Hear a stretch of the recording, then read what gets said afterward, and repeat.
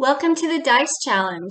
This is one of my favorite projects because I like the idea of coming up with different logic and how I can make my spreadsheet look different and how I can personalize it. And I hope it's a project that you enjoy. Now, this project is one big project and it has 3 challenges. So on the second page, it explains the first challenge. It wants you to create a spreadsheet that can roll a dice and get a random number 1 through 6. So let me show you what that looks like. Right now, I'm in challenge 1, and you can see I've created a die, and in this die, I have formulas.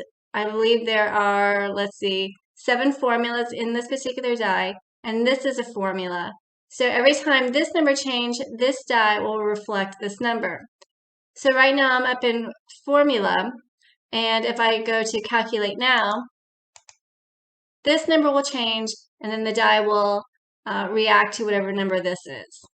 So that's your first challenge. Again, you're going to create a die. These dots, are set by using the font Wingdings and using the lowercase l, and that's how you get this dot.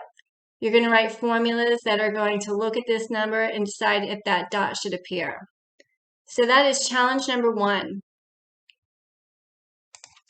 All right, so I give you all the requirements and I give you some of the logic rules here.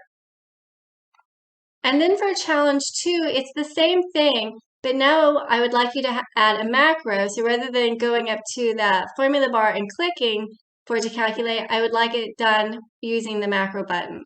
So I'll show you what that looks like. So again, this is challenge 1. And then in challenge 2, we just add this button. So if I click it, now I don't have to use the calculate now. I can just keep clicking and it'll just keep giving me a new number. And of course, the die will reflect whatever number this is.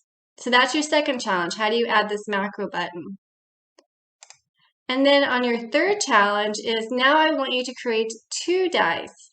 And I'd like a macro button. And when these 2 match, I would like a message to appear. So you can be creative. Have your message say whatever you'd like it to say. I even renamed my macro button. I had to rearrange my worksheet. So, do it however you want to, but at least complete the requirements. Let me show you what it looks like. So here's challenge 3. You can see I have 2 dice and I have a macro. So if I keep clicking, it might take a minute. Once they match, we have a message appear. And then if I keep playing, then the message will disappear. So this right here, this is a formula, and it's looking to see if these 2 numbers equal.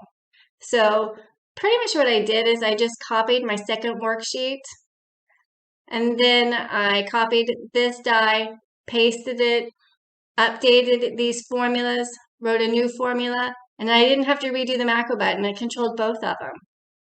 So that is the project. Again, it's one big project, but there are little projects within it, different challenges.